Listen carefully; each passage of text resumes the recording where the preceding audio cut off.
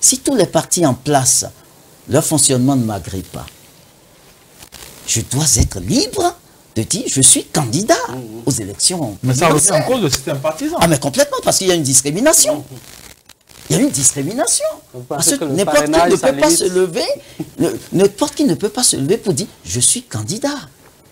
Alors nous sommes tous béninois.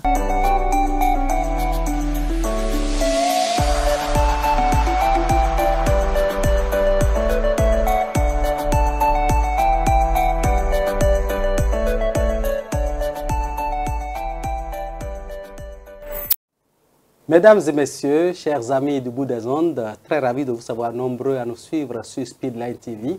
Bienvenue dans ce numéro de votre émission Free Speech. Ils sont nombreux ces Béninois de la diaspora qui ont un attachement particulier pour leur nation, la mère patrie, le Bénin. Ils observent ce qui se passe là-bas.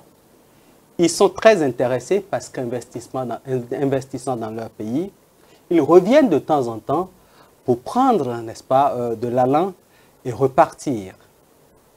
Parmi eux, nous recevons aujourd'hui un qui est rentré au pays et qui a jugé nécessaire d'apporter sa voix, d'apporter sa touche, d'apporter, n'est-ce pas, ses doigts pour boucher la jarre afin que le développement du Bénin soit véritablement une réalité.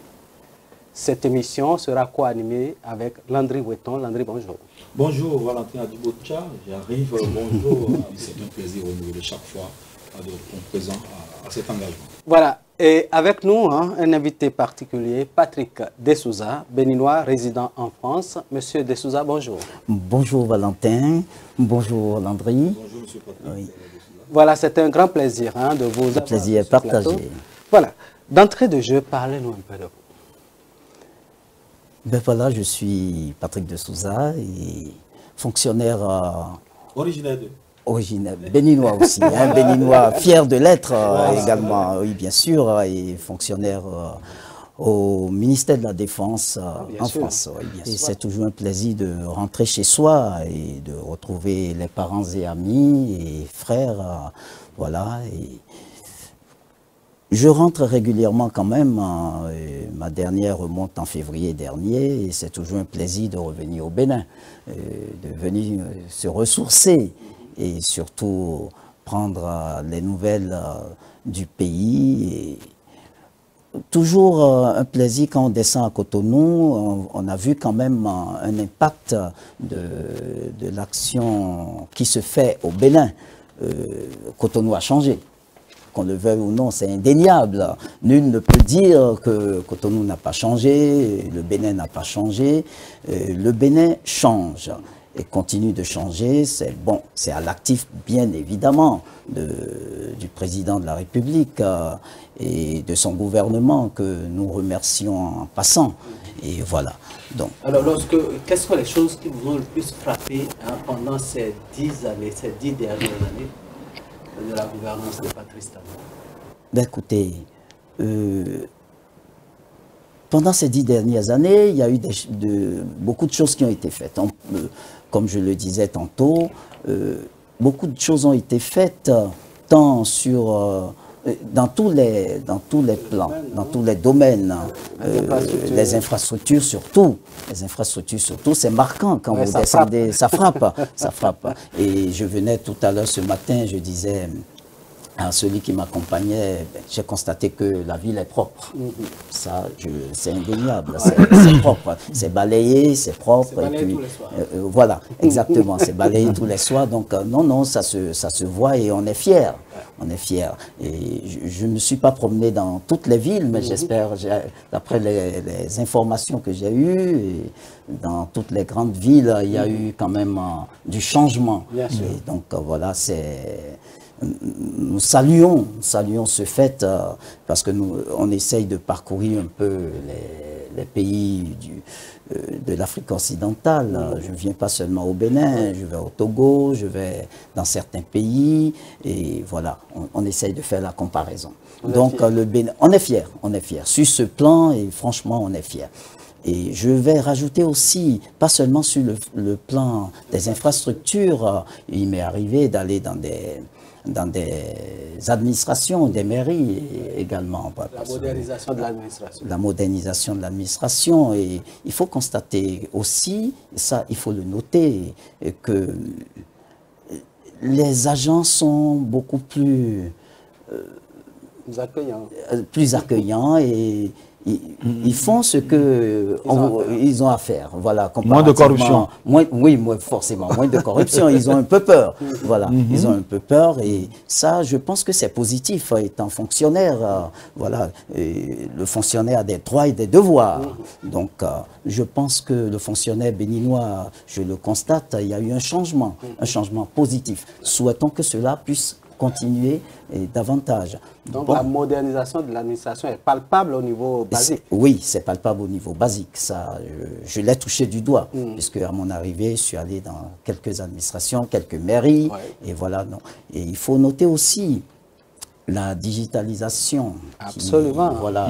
Et c'est une très bonne chose, parce que en France, par exemple, tout est fait à partir du numérique. Donc, voilà, vous cherchez une pièce d'identité, un truc, tout de suite, vous envoyez. La mairie vous envoie un message pour vous dire votre pièce d'identité est prête. Vous pouvez passer la chercher. Donc, je pense que pour demander une pièce d'identité, vous allez sur le site de l'ANIP, je crois. Sur le site de l'ANIP, automatiquement, vous obtenez votre pièce d'identité. Et je pense que c'est une très bonne chose, Comparatif, je ne vais pas nommer des pays, mais nous avons un voisin à côté où ils n'ont pas encore la pièce d'identité numérique, biométrique. Biométrique, voilà. Exactement. C'est une très bonne chose. C'est une très bonne chose à avoir aussi demander son certificat de nationalité sur le net. Franchement, c'est une très très bonne chose. Voilà, Landry Weton. Oui, je suis conscient que vous ne vivez pas seul en Europe, à Paris. Vous avez certainement des amis avec qui vous partagez le quotidien. Ceux-là, ils ont certainement aussi leur lecture du Bénin d'aujourd'hui. Dites-moi, avant qu'on ne revienne peut-être sur les réalisations, ce qui a marché réellement au-delà de ce que vous avez dit, et ce qui n'a peut-être pas marché selon vous, avant d'en revenir là, dites-nous, quelle est la lecture que les autres de la diaspora avec qui vous partagez le quotidien en Europe, quelle est leur lecture? Parce que certainement, vous voyez, vous discutez du pays, quelle est leur lecture? S'ils ont la même lecture, perception du développement du Bénin d'aujourd'hui que vous? Ben écoutez, la vision individuelle des Béninois de la diaspora varie. Il y a ceux qui ont une vision positive de tout ce qui est en train d'être fait et ceux qui sont contre. Il y a ceux qui voient le verre à demi plein. Exactement, voilà. Exactement. Alors donc, c'est très varié. C'est très varié. Il y a ceux qui trouvent que, bon, effectivement, il y a des avancées, mais est-ce que ces avancées profitent à la masse? Point d'interrogation. Quelle est votre position, vous? Moi, écoutez... Comment voyez-vous le verre? Je pense qu'effectivement, il y a des avancées. Est-ce que ces avancées... Forcément, ça profite à tout le monde, parce que s'il y a eu des routes, nous passons tous sur les routes, nous sommes fiers d'avoir de belles villes, nous sommes fiers d'avoir un grand hôpital. Mais maintenant, est-ce que, par exemple, au Chic, est-ce que tous les Béninois ont accès vraiment au Chic? Il s'appelle Chic, hein? Voilà, Chic, exactement. Il faut être chic pour y aller. Voilà, il faut être chic pour y aller. Voilà. C'est une très bonne chose. C'est une très bonne chose. Mais est-ce que tous les Béninois ont accès à cet hôpital? C'est encore là une question qu'il faut revoir. La prospérité partagée. Voilà. Je dirais, je prends l'exemple du pays où je vis, et la France. Tout citoyen peut, si vous êtes malade ou si vous avez besoin de soins, vous pouvez aller dans n'importe quel hôpital. Pas l'hôpital. Et même, je vous dis, même, excusez-moi, ceux qui sont appelés les sans-papiers, vous êtes malade, la première des choses, on vous soigne. On vous soigne d'abord. On vous soigne. On ne regarde pas, envoyer le sans-papier dans tel hôpital moins cher. Non, c'est pas ça. Le SAMU vient, on vous prend et puis on vous soigne comme il le faut. Mais j'espère qu'on en arrivera là. Tout ne peut pas se faire en un jour. Voilà. Paris n'a pas été bâti en un seul jour. Exactement. Alors, comment vous vous comportez au niveau de la diaspora avec les autres Béninois de l'extérieur? Est-ce qu'il y a une fêtière? Est-ce qu'il y a des regroupements? Quand il y a le 1er août, comment ça se comporte et tout ça? Oui, bon, moi, vu mes fonctions, je n'ai souvent pas assez de temps. Mais bon, je sais que le 1er août, l'ambassade invite les Béninois et ils se retrouvent généralement. Et il y a des structures, et comme le Haut Conseil des Béninois de l'extérieur, qui organisent des activités, exactement. Et ils invitent même des artistes qui quittent le Bénin pour se produire là-bas. Et dans d'autres villes également, les Béninois s'organisent, que ce soit aux États-Unis aussi. Ils ont des organisations, des associations des Béninois de l'extérieur. Et voilà, ils se retrouvent généralement au 1er août. Ouais. Donc, je pense que la diaspora n'est pas déconnectée. N'est pas déconnectée. D'après un chiffre que j'ai eu, je pense, il y a quelques années, la diaspora tourne autour de 4,5 millions environ. Donc, c'est quand même un vivier, et un vivier électoral important. Alors, donc, est-ce que tout ce vivier est répertorié par nos différentes ambassades, nos différentes chancelleries? Donc, il faudra voir tout cela, et puis surtout bientôt les élections. Est-ce que tout le monde s'est inscrit auprès des ambassades? Mais par contre, l'ambassade de France, le consulat de France a quand même publié un communiqué demandant aux Béninois de venir s'inscrire, je pense, en vue des élections. Mais le hic, c'est que des Béninois se trouvant pas seulement en France, les Béninois ne se retrouvent pas seulement en France, il y a des Béninois dans tous les pays européens. Est-ce qu'il faut qu'ils viennent à Paris, ils viennent à Paris, le déplacement, etc. Il faut prendre des congés pour pouvoir se déplacer. Donc, ça peut être un frein. Bon, vu que nous n'avons plus beaucoup de chancelleries ouvertes en Europe. Voilà. Ça veut dire que celui qui est en Belgique, celui qui est en Allemagne, il doit venir. Il doit venir, voilà, pour venir s'inscrire. C'est pas évident. C'est pas évident. Donc, si les autorités nous écoutent, s'ils peuvent faire en sorte et permettre à tous les Béninois de s'inscrire, ce serait une très bonne chose. Je sais qu'ils font beaucoup et s'ils peuvent encore faire un peu plus, ce serait bon. Voilà, il serait quand même intéressant, maintenant qu'au niveau, n'est-ce pas, des chancelleries, on puisse ouvrir un peu un certain nombre de pays pour permettre, parce que les distances ne sont pas vraiment proches, on puisse ouvrir. Ça, c'est un appel du Béninois de l'extérieur. Oui, puisque nous avions été approchés par la diaspora en Allemagne, où ils n'ont pas d'ambassade, il n'y a pas de consulat, il n'y a rien là-bas. Pour faire les papiers, c'est compliqué, ils doivent venir en France, surtout à Paris, pour pouvoir prendre des rendez-vous et tout ça. On aurait souhaité, comme M. de Souza l'a dit, si le gouvernement peut organiser, comment dirais-je, avoir une structure itinérante pour la structure qui agit à Paris, par exemple, de l'ANIP pour faire le tour, un peu comme ça se fait aujourd'hui au Bénin et tout ça. Donc je crois que ça va être... Mais dites-nous, lorsque on ne peut pas continuer ce débat sans que vous nous donniez réellement cette appréciation, vous l'avez fait de façon superficielle, je le dis comme ça. Et selon vous, qu'est-ce qui n'a pas marché? Qu'est-ce qui n'a pas marché? Qu'est-ce qui n'a pas marché? Bon, écoutez... sans langue de bois. Sans langue de bois, on a toujours un pincement quand, dans notre pays, on apprend qu'il y a des Béninois qui sont en exil, il y a des Béninois qui sont arrêtés pour faire politique, etc., etc. Bon, ça varie d'un individu à un autre, les dossiers sont différents, mais bon, moi, ma position, c'est de demander quand même au chef du gouvernement qu'il fasse un petit geste pour apaiser un peu la tension et que nous continuions à vivre dans cette fraternité qu'il a portée au pouvoir.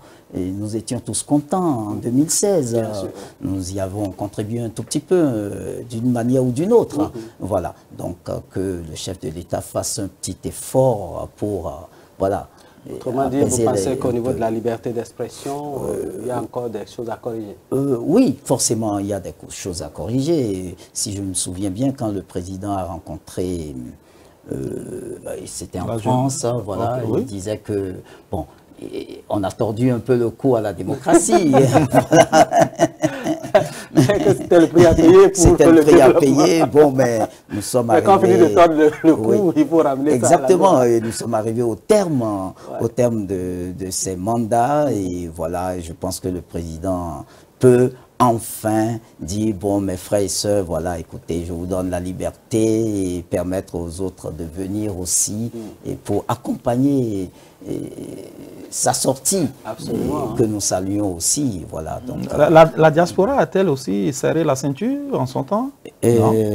Oui, bien sûr, parce que forcément, les membres de la diaspora ne sont pas aussi déconnectés. Nous avons des familles, nous avons des frères et sœurs qui vivent des situations difficiles. Donc forcément, on t'appelle, on te dit « Allô, est-ce que tu peux m'envoyer un petit truc ?» Voilà. Forcément, il y a des transferts qui se font, il y a des... Voilà. Des gestes. Donc il y a des gestes qui se font. Les gestes se font encore plus qu'auparavant. Alors donc si... C'est la preuve que ça ne tourne pas rond dans les poches. Pas trop rond dans les poches quand même. Donc s'il y avait une action dans ce sens-là, c'est qu'il faut améliorer les conditions. Il faut améliorer les conditions aussi, voilà, permettre aux gens de... Voilà, que l'économie tourne encore et mieux. C'est très beau, ok. On a vu que... au bord des artères, on a dégagé les artères, les chaussées sont libres, on peut circuler normalement, c'est à l'actif du gouvernement, c'est une très bonne chose. Mais n'oublions pas aussi que derrière ces bonnes dames qui vendent au bord des voies, nourrissent, il y a beaucoup de femmes seules, avec enfants, et qui doivent payer les scolarités des enfants, etc., etc. Bon, ces femmes ont perdu beaucoup, et peut-être par le système de microfinance, il faudra les répertorier, leur demander voilà, de venir pour les aider un temps soit peu à relancer leur petit commerce. Voilà. Et donc vous pensez que cette opération, est-ce que vous pensez qu'en fin de mandat, une opération pareille est intéressante pour un gouvernement? Une opération de déguerpissage, par exemple, des abords de bois en fin de mandat, est-ce que vous pensez que ça peut pas agir sur la décision de ces pauvres dames qui ont été dégagées? Ben, écoutez, ce sont ces dames-là qui vont voter aussi. Il ne faut pas perdre de vue. Il ne faut pas perdre de vue. Ces bonnes dames vont voter. Donc forcément, si je suis cassé, est-ce que j'ai perdu mon commerce? Est-ce que je vais voter pour celui qui a fait que je perds mon commerce? Je ne pense pas. Soyons raisonnables. Alors donc, je pense qu'il y aura une frange de la population, forcément, qui est un peu frustré, et bon, il y a d'autres qui manifestera son mécontentement. Et dans tout vote, que ce soit ici au Bénin ou dans tous les autres pays du monde, il y a des frustrations. Et en France, actuellement, ça chauffe aussi. Beaucoup, hein. Ça grogne beaucoup, énormément. Les gilets jaunes, voilà, les gilets jaunes, les manifestations contre le gouvernement, contre ceci. Donc, c'est dans tous les pays, c'est pas seulement au Bénin. Donc, je pense que forcément, dans les décisions, dans les votes qui se feront, il y aura des gens pour, il y aura des gens contre. Et une grosse partie de la population, je pense, est un peu frustrée. Il faut desserrer un peu, essayer d'unir encore plus les Béninois. Mais tout dépendra maintenant des candidats, des différents candidats. On y viendra tout à l'heure. Voilà. Alors là, pour rester un peu en France, ça grogne beaucoup dans les rues. Le droit de grève est permis au Bénin. Il y a eu des restrictions en matière de droit de grève. Donc vous avez eu cette information que le droit de grève a été totalement limité au Bénin. Quelles sont les sanctions que vous ont allumées, vous vivant dans un pays de grande démocratie? Oui. Effectivement, où le droit de grève, écoutez, les gens grèvent tous les jours. Et même les étrangers vivant en France font des manifestations. Vous déposez, vous demandez une autorisation pour manifester. Vous avez l'autorisation. Donc, tout le monde a l'autorisation de manifester. Voilà. Donc, oui, la limitation du droit de grève... personnellement, je pense que s'il y a un dialogue social qui s'installe, il y a un véritable dialogue social entre l'exécutif et les différents partenaires sociaux, s'il y a un véritable dialogue qui s'installe et qu'on ouvre ces dialogues-là de façon sincère, je pense qu'on n'a pas trop besoin de limiter les droits de grève. Et même, on peut, par ces dialogues sociaux, éviter que la grève s'installe un peu partout. Autrement, vous pensez que cette limitation cache quelque chose derrière, puisqu'il dit qu'on a un peu tordu le cou à la démocratie pour pouvoir donc avancer vers le développement. Est-ce qu'on a nécessairement besoin de tordre le cou à la démocratie pour aller au développement? Je pense que non. Je pense que, franchement, je pense que, vu tout ce que le président a fait, et je pense qu'il peut le faire sans tordre le cou à la démocratie. Hein. Et la démocratie, c'est une très bonne chose. Et c'est une très très bonne chose. Tout le monde il faut permettre aux gens de dire, oui, ce que vous faites, je suis d'accord avec vous. Ou je ne suis pas d'accord avec vous. Mais la démocratie, bien c'est pas sûr, de l'anarchie non plus. Dire je ne suis pas d'accord avec vous de façon courtoise. Il ne faut pas insulter l'institution. Il ne faut pas, non, dans le respect de l'institution, je pense qu'il faudra permettre à tout le monde de dire oui, effectivement, j'approuve votre politique, j'approuve votre budget, ou moi je pense qu'on pourrait faire autrement. Donc, c'est ça la démocratie, permettre à toutes les opinions de s'exprimer. Voilà. Et aujourd'hui, au Bénin, ce n'est pas évident, ce n'est pas gagné d'avance hein, mais nous, on a encore le droit de dire ce que nous pensons et nous pensons que bon, le pluralisme... C'est d'ailleurs une très bonne chose et je profite, il faut soutenir ces médias qui font l'effort de naître et de grandir. Je pense que le gouvernement peut penser à ces médias privés que vous représentez aussi parce que vous donnez la parole aux gens et il y a du sérieux. Donc, le gouvernement peut subventionner, un tant soit peu, aussi ces médias et leur permettre... c'est une diversité d'opinions. Hein, le gouvernement a ses médias, et il faut aussi que, dans le privé, vous qui avez des initiatives et qui montez de tels projets, que ces projets soient soutenus. Et que, voilà. Je ne sais pas, c'est la HAC, que la autorité de l'audiovisuel se penche aussi un peu sur ce volet-là et comment faire, ne serait-ce qu'une infime partie, octroyer une subvention à vos médias pour permettre le bon déroulement de la démocratie, l'ancrage de la démocratie. Parce que c'est les médias qui constituent une force. Ça existait avant 2000. Ça existait avant.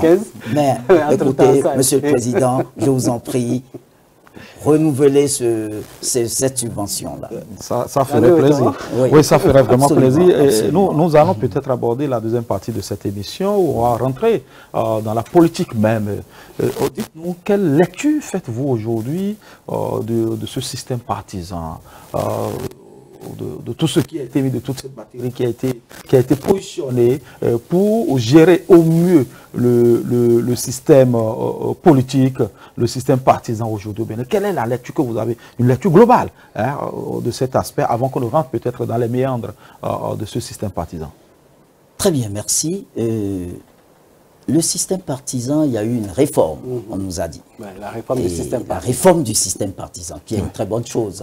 Toute réforme. Bon, quand il y a réforme, les gens sont un peu réfractaires aux réformes. Bien sûr. Ils sont crispés parce que réforme veut dire un changement. Il y aura un changement. De comportement, d'attitude, voilà. Des règles. Je trouve que ce n'est pas une mauvaise chose quand même de dire que nous allons réduire les partis politiques en de grands ensembles. Bien sûr, mais est-ce que nous sommes... 200 et quelques... Voilà. Est-ce que nous sommes vraiment préparés à cela avant que cette réforme n'arrive? Est-ce qu'il ne faudrait pas, pour l'instant, aller tout doucement? Je pense que nous ne sommes pas encore assez mûrs pour imposer, comme en France, la droite et la gauche. Est-ce que les partis politiques qui existent, quelles sont leurs idéologies? Parce qu'un parti politique, c'est une idéologie. C'est une vision? C'est une vision, c'est une orientation. Quelle est la vision de nos partis politiques? Et ceux qui adhèrent aux partis politiques, est-ce qu'ils payent véritablement leurs cotisations? Parce que si vous êtes membre d'un parti politique, vous devez payer votre cotisation. Tout ne suffit pas de porter des uniformes, de porter de gros chapeaux. Non. Mais est-ce qu'il y a une formation des membres des partis politiques? Parce que je sais qu'en France, voilà, je ne dirai pas de quel parti je suis, non, mais je le garde pour moi-même. Mais il y a une formation et il y a une idéologie. Je peux adhérer à la droite, à l'idée de droite, comme je peux adhérer à l'idée de gauche. Voilà. Donc, est-ce que dans nos partis, nous avons ces idéologies-là? Je ne crois pas. À ma lecture, je ne vois pas, personnellement, qu'il y ait une idéologie derrière. Il y a des regroupements, il y a des cooptations. On se copte pour voilà, occuper des postes. Mais est-ce que cela permet véritablement de dérouler un projet politique? Je ne crois pas. Le projet politique d'un parti politique se base sur une idéologie. Qu'est-ce que nous comptons faire? Où nous allons? Et comment? Et comment nous finançons? Parce que, bien vrai, il y aura bientôt des projets politiques qui vont être vendus. Mais j'exhorte vous, journalistes, et ceux qui sont spécialisés en économie, en finance, de ce domaine, mais ceux qui sont de regarder le financement des projets politiques. Est-ce que nos budgets permettent de financer réellement tout ce qu'ils vont dire aux populations? Encore là, un véritable problème. Alors, Patrice Talon vient de faire 9 ans, il est pratiquement à la fin. Nous sommes déjà à 9 ans et demi de sa gouvernance. D'ici le 14 octobre, on va connaître le successeur de Patrice Talon. Véritablement, c'est vrai qu'il a pointé quelqu'un du doigt. Mais lorsque vous regardez ces 9 ans de gouvernance, en tant que Béninois, regard extérieur, comment appréciez-vous ces 9 ans? Écoutez, il y a eu... Je vais classifier sur le plan économique. Sur le plan économique, il y a eu beaucoup de choses qui ont été faites. Je suis passé à la GDIZ, voilà. Je suis passé à la GDIZ, je ne suis pas passé dans toutes les entreprises, mais je vois qu'il y a eu de bonnes choses qui ont été faites là-bas. Maintenant, est-ce que nous avons permis, est-ce que nous avons eu beaucoup d'opérateurs économiques locaux qui ont été promus? Est-ce qu'il y a eu beaucoup d'entreprises qui ont été créées? Mais de ce qu'on vous a présenté, qu'est-ce qu'on vous a dit à la GDIZ? Ben écoutez, j'ai vu des gens qui travaillent là-bas. À vous dire, je ne sais pas dans quelles conditions. On n'a pas parlé du financement? Non, on ne m'a pas parlé du financement, mais je pense que c'est une très bonne chose. Parce que nos économies africaines doivent être... il faut industrialiser pour le développement. Voilà. Donc, vu aussi... il y a eu une vague de licenciements aussi dans certaines entreprises. Il y a des entreprises qui ont fermé, forcément, il y a des licenciements. Il faut créer de l'emploi aux jeunes et c'est la rentrée. Je pense qu'il y a des millions d'enfants qui ont repris le chemin de l'école et il y a des étudiants. Nous formons beaucoup d'étudiants. Bien sûr. Mais à la fin, est-ce que ces étudiants qui vont être déversés sur le marché de l'emploi, est-ce que nous avons des structures adéquates pour absorber toute cette masse d'intellectuels que nous formons? Et il faudra revoir aussi les différentes formations, les adapter à nos réalités. Nous avons des amphis de... 2000, 3000, 4000 2000, 3000, 4000 étudiants. Est-ce que tous ces gens-là qui sortent du droit, par exemple, je n'ai rien contre les profs de droit, contre ceux qui font le droit. Tous ces gens qui sortent, est-ce qu'ils seront tous avocats? Est-ce qu'ils seront tous... est-ce qu'on a besoin de tout ça? Autant de juristes. Autant de juristes, autant de sociologues. Chaque famille aura son juriste. Quoique, nous avons besoin des sociologues. Voilà. Il y a plus de 25 ans, il y a un amphi qui s'appelle Amphimile. Amphimile, oui. Ah, il y a plus de 25 ans. Oui. Alors donc, sur le plan éducatif, il faudra réadapter, revoir le système. Est-ce qu'il y a eu une réforme au niveau du système éducatif? C'est là encore un problème. Parce que j'entends des réformes partout. Au niveau du système éducatif, je crois qu'il y a eu des réformes. Il y a le Conseil national de l'éducation. Est-ce qu'elle est adaptée aux besoins voilà, ça c'est un autre problème. La question demeure tout entière. Voilà. Alors, oui, c'est vrai, sur le plan éducationnel, oui. Sur le plan de la santé aussi. Oui, sur le plan sanitaire, oui. Sur le plan sanitaire. Moi, particulièrement, quelque chose m'a frappé. Avant, je pense que, je ne sais pas si c'était sous le gouvernement Yahi, la césarienne était gratuite. Je pense que ça ne l'est plus, là, actuellement, non? Bon, plus ou moins. Plus ou moins. Et on voit les dialysés. Les dialysés, non, la dialyse n'est plus prise en compte. La dialyse n'est plus prise en compte. Bon, je pense que nos frères et sœurs qui sont malades souffrent énormément, ils crient tous les jours, et je pense que c'est des dépenses de souveraineté.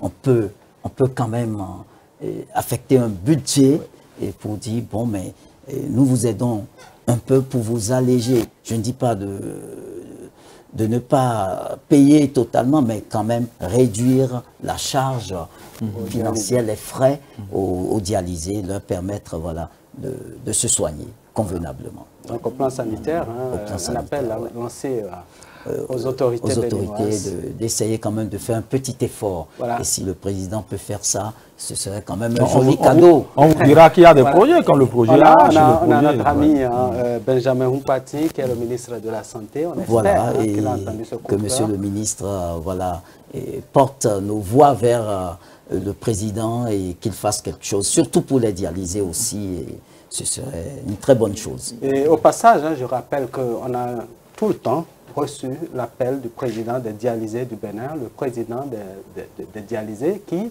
fait un appel quotidien parce qu'il y a des milliers de personnes qui souffrent de cette affection et qui meurent à petit feu.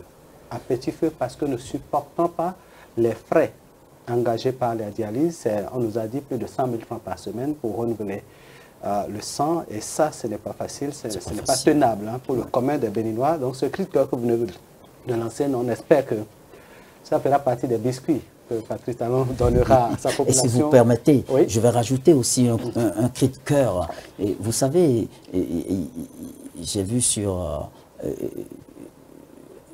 Facebook des gens qui font appel pour apporter de l'aide, pour aider il y a des femmes qui, après des soins, des accouchements et autres, n'ont pas les moyens pour payer, mais on les retient sur place.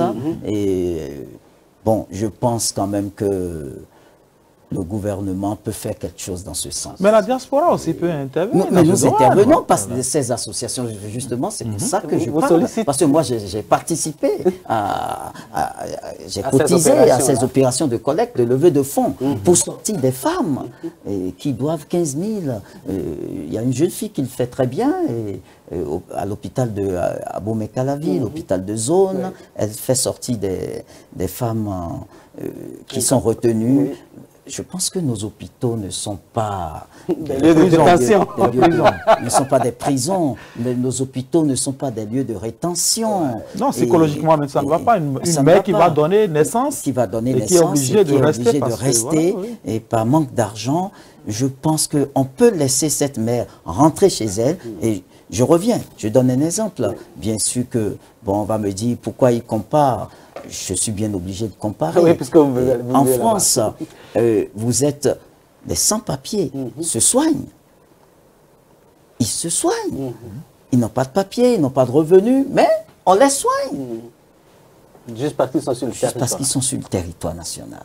Alors, donc, je pense qu'on peut faire quelque chose pour nos mamans, nos femmes qui donnent naissance à des enfants. On peut quand même leur permettre de rentrer et on peut monter un comité de suivi pour rechercher elle vit où, elle loge où, et contraindre le mari, un parent proche qui prend des engagements, et on laisse partir ces gens-là. Et ceux qui prennent les engagements, et pour payer, on peut leur permettre de payer petit à petit, par échelonnement, et ces frais-là seront apurés. Voilà. Donc je pense que je lance un cri de cœur au ministre de la Santé de faire quelque chose dans ce sens-là et permettre à ceux qui sont retenus dans ces hôpitaux, ces femmes qui sont retenues, qui dorment à ciel ouvert, parce que bon, elles ont accouché ou bien on a soigné leurs enfants, elles n'ont pas l'argent. Pourquoi les retenir? Demander à ce qu'il y ait une garantie et qu'on les poursuive chez eux, après s'ils ne payent pas. Voilà. D'accord. Et sur le plan de l'économie, qu'est-ce que vous dites? Le Bénin est devenu prospère. En tout cas, les chiffres le disent. Les chiffres le disent, oui, les chiffres le disent. La question de microfinance à l'AFIA, on est passé de 100 000 à 200 000. Oui. Aujourd'hui, pour les jeunes dames, les femmes qui doivent faire le commerce, qu'est-ce que vous en pensez? Mais est-ce que ça touche véritablement ces femmes? C'est une très bonne chose, les microfinances, hein. C'est une très bonne chose. Mais est-ce que toutes les femmes sont véritablement touchées par ces aides-là? Parce que ce n'est pas gratuit. Ils payent. Microfinance à l'AFIA, on leur demande des fois de payer de façon journalière ou bien de façon mensuelle. C'est une organisation qui va avec, ce qui est normal. Parce que quand vous empruntez, vous devez payer.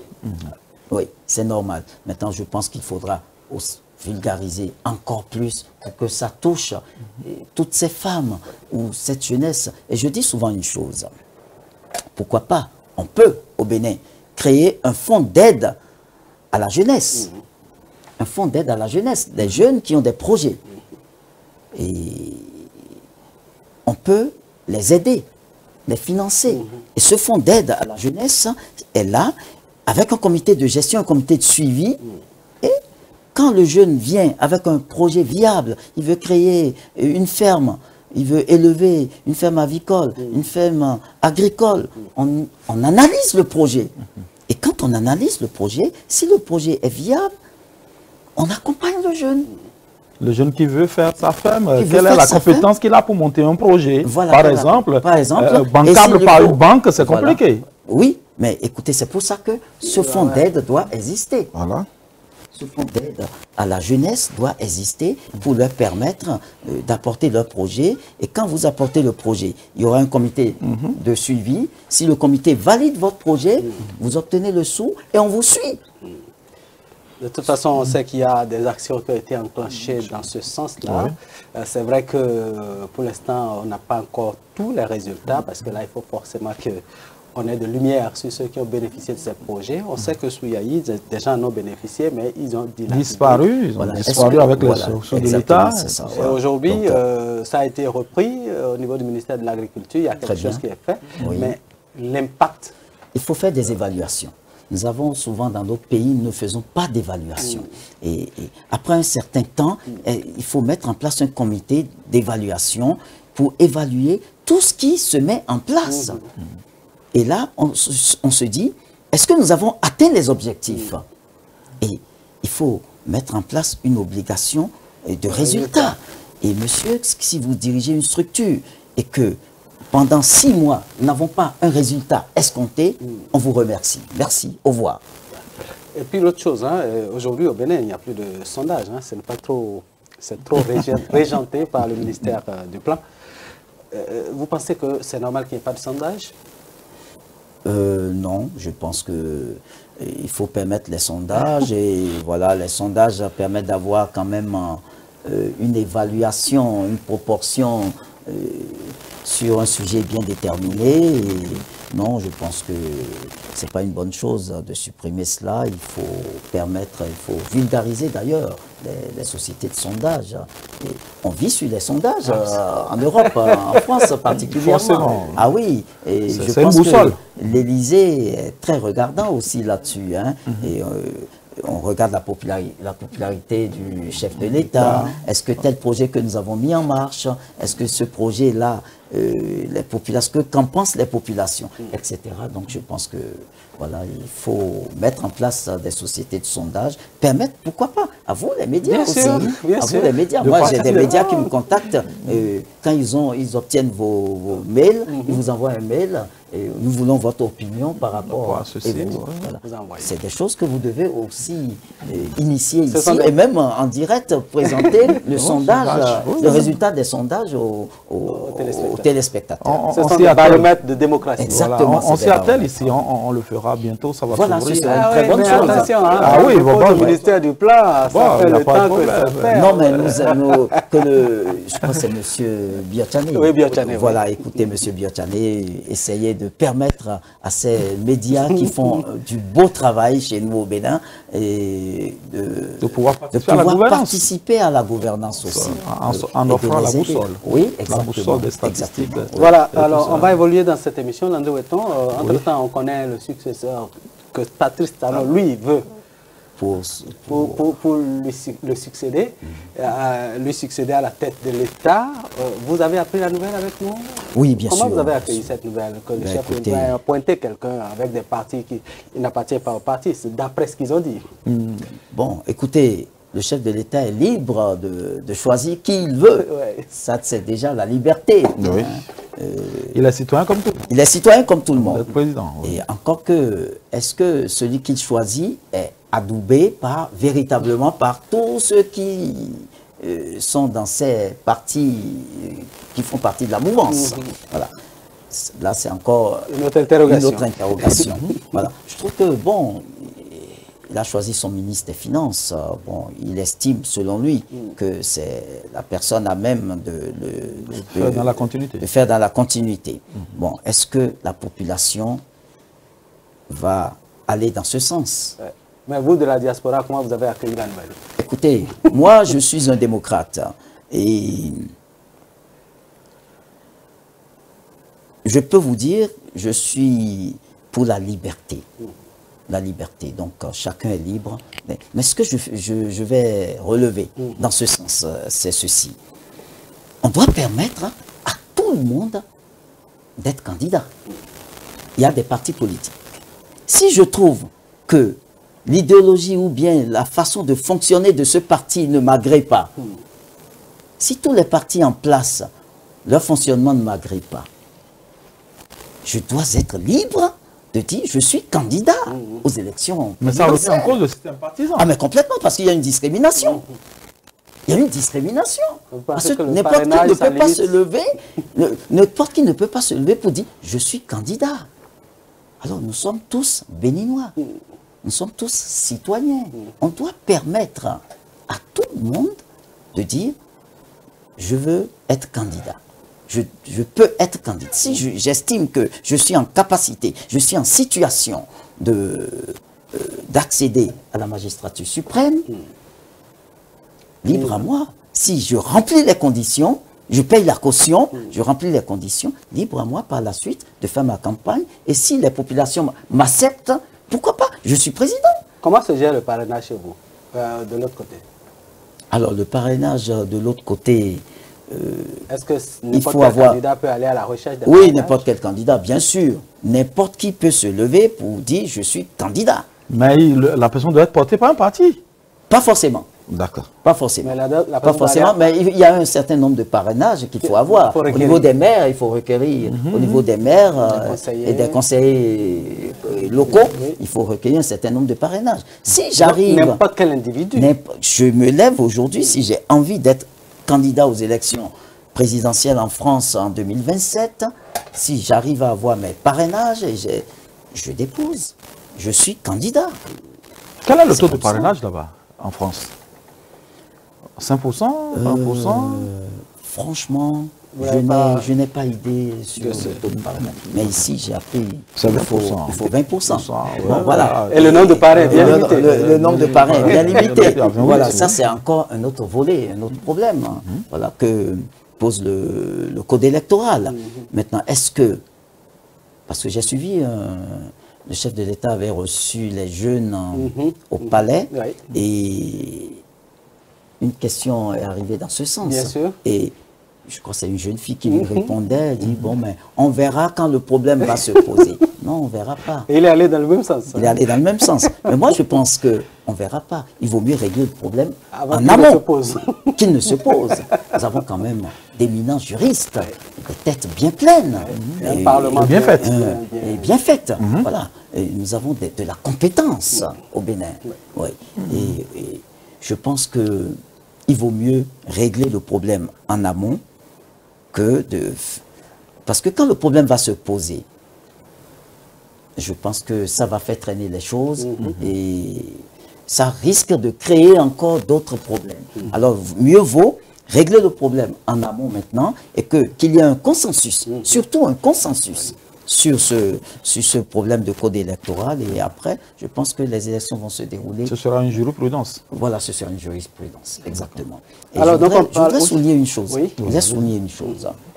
J'apprends que on dit après les PV qu'il faut attendre, il ne faut pas publier tout de suite les résultats. Mais au Sénégal, les résultats sont publiés depuis les bureaux de vote. Au fur et à mesure. Au fur et à mesure. Mais quitte à ce que la Sénat, dans sa caution, centralise ses résultats. Centralise. Voilà. Qu'est-ce qui empêche que nous sommes dans un bureau de vote. Nous avons tous voté. Il y a des représentants des partis qui sont là. Voilà. Qu'est-ce qui empêche de dire, même de publier, bon, mais ici, dans le quartier de Tatampillon, il y a eu 2 voix pour tel candidat et une seule voix pour l'autre. Et on peut commencer par avoir une idée. On peut commencer à avoir une idée. Je pense que ce n'est pas mauvais. Ça se fait au Sénégal. Au fur et à mesure, depuis le bureau de vote, les résultats sont donnés. Et ça permet à chaque parti de faire un recoupage et d'avoir une idée claire. Et là, ça évite même les contestations. Et les frustrations. Et les frustrations. Voilà. Et donc, vous souhaitez que ces élections-là soient totalement ouvertes? Oui, bien sûr. Inclusives. Et transparentes. Et inclusives. Inclusives, surtout. Vous insistez sur cet aspect-là. Oui. Alors, vous avez appris donc, que la mouvance a choisi son candidat du côté de l'opposition. Voilà. Vous avez un peu une lecture de comment ça se passe là-bas? Non, pas du tout, mais je pense qu'ils doivent être dans les tractations et peut-être que le haut bureau politique a déjà son candidat. La stratégie, ils sont dans les stratégies, etc. Et c'est la course actuellement, je pense. Voilà, donc non, je pense que c'est de bonne guerre. Il faut permettre, j'ai appris qu'il y a un problème de quitus fiscal, un truc comme ça. Mais je pense quand même qu'il faut permettre à tout le monde de... Le problème semble a été résolu, parce que la plateforme a été faite. Mais est-ce que ils ont dit que on vous demande si vous êtes de quel parti? Non, pour quelle élection? Pour quelle élection? Je crois que ça a été reparamétré, ils ont enlevé. Ils l'ont enlevé. Oui, ils l'ont enlevé. Bon, s'ils l'ont enlevé, c'est une très bonne chose, mais est-ce que tout le monde a déjà eu son quitus? Je pense que la DGI doit tout faire pour donner le quitus, et ceux qui doivent de l'argent aux impôts, on leur dit, voilà, vous devez tel sou, et on les oblige à payer avant de leur délivrer le quitus. Voilà, c'est tout. Donc voilà, un appel à la DGID, donc encore au ministère des Finances, un appel pour que les quitus fiscaux soient délivrés à tous les candidats qui vont aux élections, pourvu que ces gens se débarrassent de leur dû. Ça, c'est fondamental. Ça, c'était l'appel de M. Patrick Dessouza. On va continuer dans cette émission, André Breton. Oui, dites-nous si à l'issue de ces élections, on choisissait un président de la République, ce qui semble être une évidence. Quels sont les leviers pour vous? Quels sont les leviers sur lesquels ce président devra actionner pour vraiment porter ce développement, faire dans la continuité de ce qui a été positif pour le régime du président Patrice Talon et ce qui n'a pas marché? Comment faire pour qu'on puisse tutoyer ce développement? Merci. Oui, je pense que le prochain président qui sera élu doit continuer dans ce qui est positif, ce qui est fait actuellement, et qui est positif indéniablement pour le bien de notre pays. Le prochain président de la République doit continuer, forcément.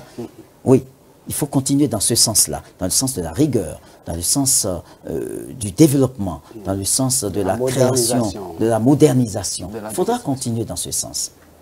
Mais par contre, je pense qu'au niveau de la démocratie, il faudra véritablement que nous revenions à cette liberté d'expression qui caractérise le Bénin. Où nous faisons les choses dans la joie, dans la fraternité. Et je pense que ça va être un point d'ancrage où le prochain président doit appuyer et pour permettre quand même aux uns, aux autres et aux fils de ce pays. Il doit être un rassembleur.